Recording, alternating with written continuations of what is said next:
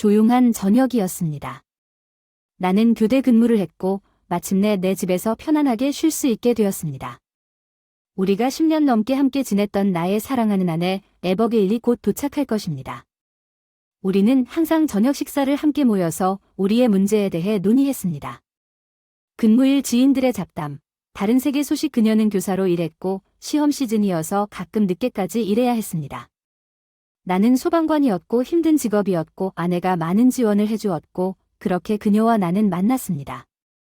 막 일을 시작해서 연락을 받았을 때 현장에 도착했을 때 아파트 건물을 휩쓴 맹렬한 불길을 끄기 시작했고 불이부터 3층으로 탈출했는데 인화점이 있었습니다. 이제 안으로 들어가는 것은 위험하다는 동료의 경고에도 불구하고 도움을 청하는 약한 목소리. 나는 기회를 잡았다. 이미 불이 삼켜져 있는 연기 보관실로 달려가 피해자의 소리에 더듬거릴 뻔했다. 나는 어렸다. 그리고 아마도 내 내면은 응원하고 싶었지만 나는 곧 들보 아래 몸 위에 서 있는 내 자신을 발견했고 내 힘을 모아 상처 입은 여자를 끌어내렸고 그들이 우리를 내려올 때 그녀의 에비게일이 나를 매우 감사하게 바라봤습니다. 다리가 부러진 걸 잊어버린 것 같다고 오랫동안 병원에 갔다가 회복되기 전에 우리는 데이트를 시작했고 곧 결혼했습니다. 내 인생의 사랑이었습니다. 가족은 몇 년 전에 첫 아들을 낳았습니다. 출산 휴가가 끝난 후 그 아이를 갖고 싶어 그녀는 다시 직장으로 돌아갔지만 최근에 에버게일이 오는 것을 보고 다소 불안한 마음에 피곤해져서 무슨 일이냐고 물었습니다. 걱정했지만 그녀는 무중력 이유를 찾아 구체적인 대답을 하지 않았습니다.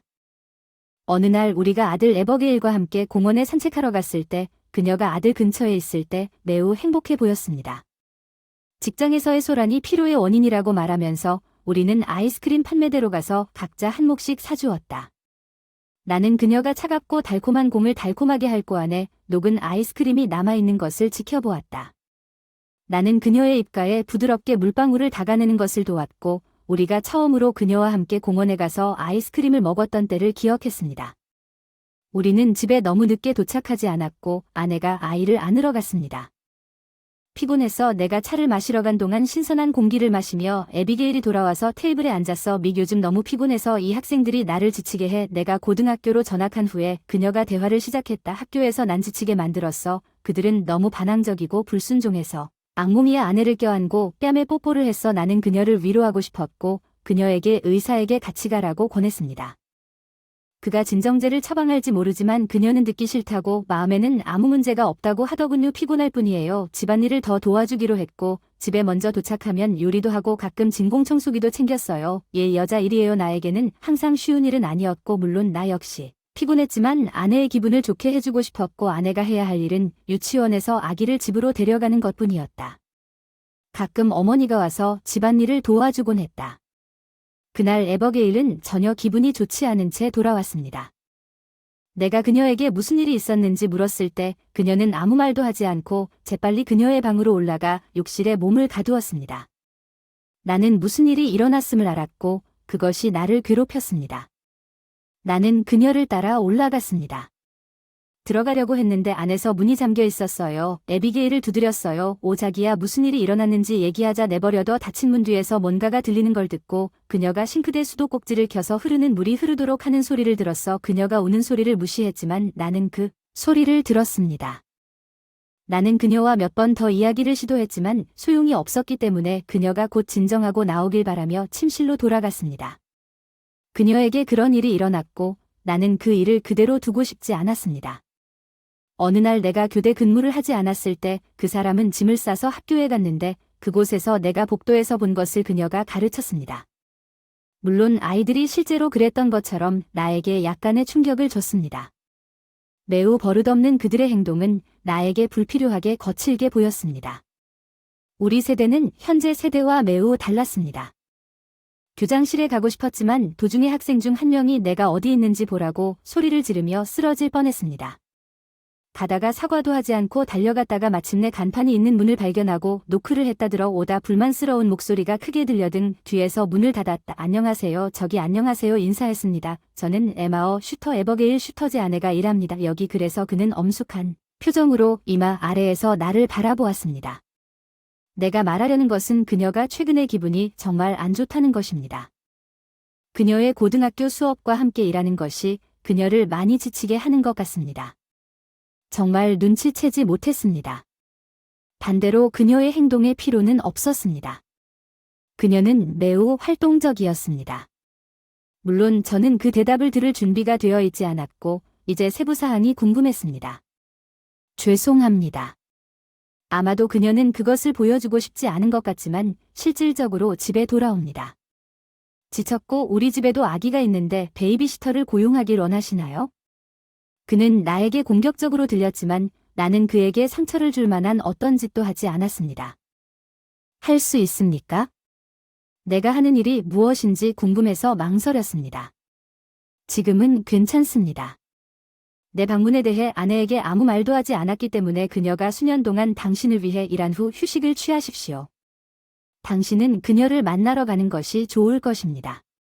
감독은 그가 가지고 있던 테이블에 볼펜을 던졌습니다. 잡지에 뭔가 적고 있는 중 농담하는 거야? 시험이 다가오고 있어? 에비게일은 위원회에서 시험 준비를 하고 있어. 내가 여기서 무엇을 하게 될 거라고 생각했니? 그 사람과의 대화는 결국 아무 소용이 없어 교장은 이미 화를 냈다. 모어 퓨리어스 이어스 나는 그의 사무실을 떠날 수밖에 없었습니다. 나는 에버게일이 가르치는 교실을 찾기 위해 복도를 헤매었습니다.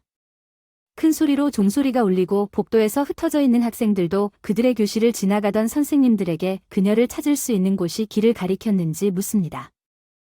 그리고 닫힌 문 창문으로 갔는데 아내가 칠판 옆에서 뭔가 말하고 있는 게 보였는데 정말 전혀 피곤해 보이지 않았는데 그냥 기운이 넘치는 것 같아 너요. 갑자기 이해가 안 됐어요. 그녀의 태도 변화. 나는 그녀를 방해하지 않으려고 좀 더 주위를 둘러보고 집에 가서 그녀와 이야기하기로 결정했지만 에버게일은 기분이 좋지 않은 채 집에 돌아왔으며 그녀는 내가 왜 그녀를 뒤로하고 방문했는지에 대한 질문을 가지고 왔습니다.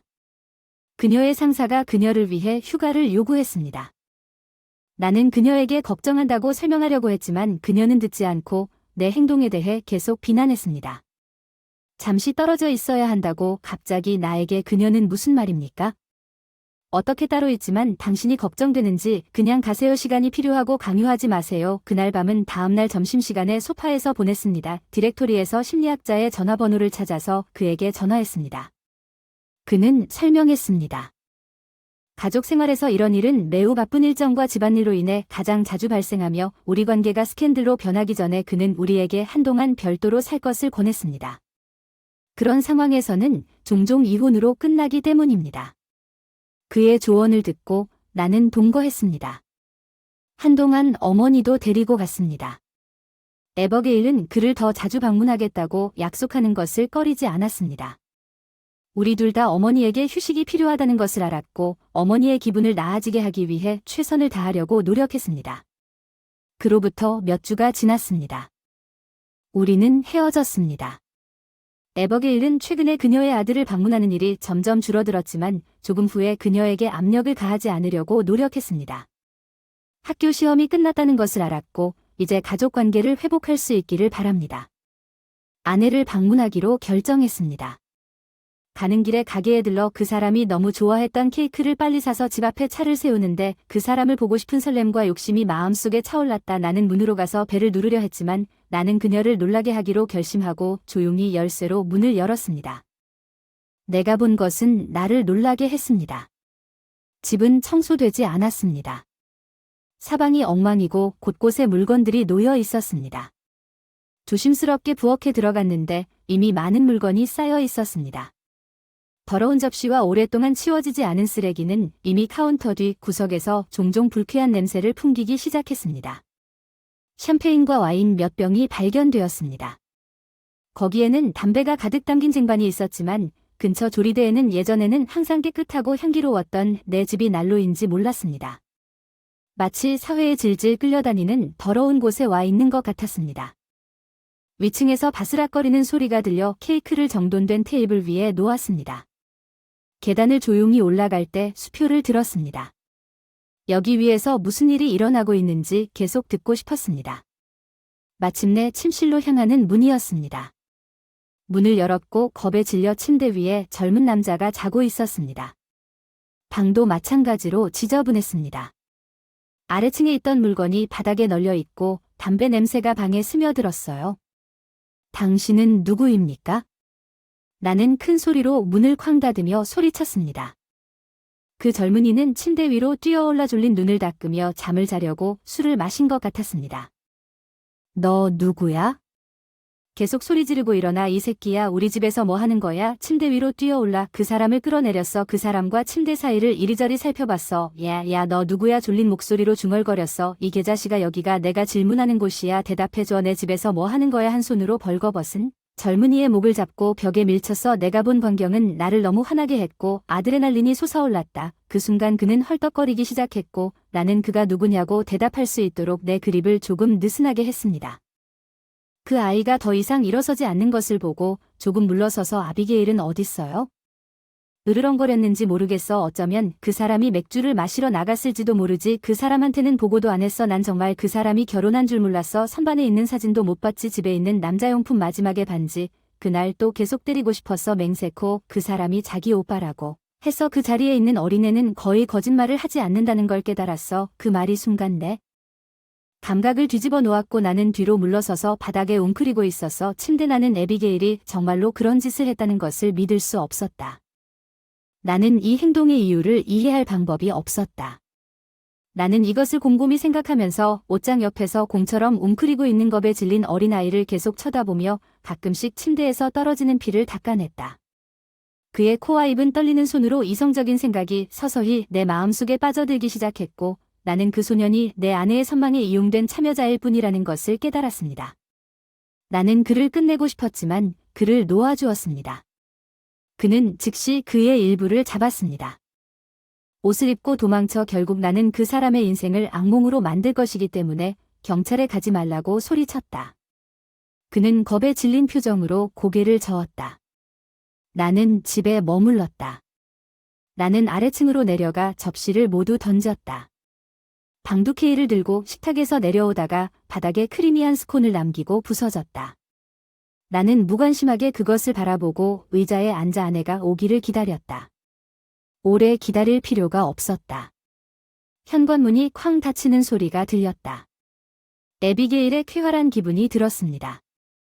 그녀는 손에 가방을 들고 천천히 복도를 따라 내려가며 나를 눈치채지 못한 채 위층으로 향했습니다. 나는 계속 조용히 앉아 그녀의 다음 움직임을 기다리고 있었습니다. 그녀는 핏자국을 보았고 곧 그녀가 계단에서 멈추는 소리를 들었습니다. 잠시 후에 그녀가 문가에 나타났습니다. 안녕 아비게일. 나는 무관심한 목소리로 당신이 여기서 뭐하고 있는지 말했고 그녀의 목소리는 말을 할 때마다 흥분이 더해졌습니다. 내 애인을 만나자. 난 똑같은 목소리로 대답했어. 내 사랑하는 아내가 피곤하지 않았다면 어떻게 지내는지 알고 싶었어. 그녀는 아니었나 보네. 전부 틀렸어. 아젠장. 그건 당신이 생각해낼 수 있는 표준적인 표현이군요. 더 영리하게 일어나서 그녀에게 다가가 그녀의 손을 잡고 그녀를 부엌으로 밀었습니다. 당신이 우리 집을 무엇으로 바꾸었습니까? 청소와 요리에 정말 지쳤습니다. 당신이 아는 모든 것에 지쳤습니다. 피곤하단 말야. 난 그녀에게 소리를 지르기로 결심했어. 나는 그녀를 내가 한때 사랑했던 타락한 남자처럼 바라봤어. 이제 그녀는 아무것도 아니었어. 당신이 그 소년과 얼마나 오랫동안 함께 있었는지 부끄럽지 않나요? 지금쯤이면 남자를 찾았어야 했는데 하지만 그 사람은 어린애일 뿐이야. 미쳤어. 방금 일어난 일이 뭐야? 난 좀비 같아. 매일 집에서 똑같은 일을 하고 너도 똑같은 습관을 갖고 있어. 지겨워. 그녀가 공격하고 싶은 모든 것이 지겨워. 그러나 내 안의 어둠이 갑자기 나를 다시 가득 채웠고 나는 그녀를 그냥 때렸다. 나는 내 힘에 비해 너무 화가 났고 내가 그녀를 때렸을 때 에버게일은 아무 느낌도 없이 바닥에 쓰러졌다. 나는 집과 에버게일이 너무 역겨워서 내 머릿속의 에이오는 나에게 생각하지 않고 그냥 다 없애라고 속삭이기 시작했습니다.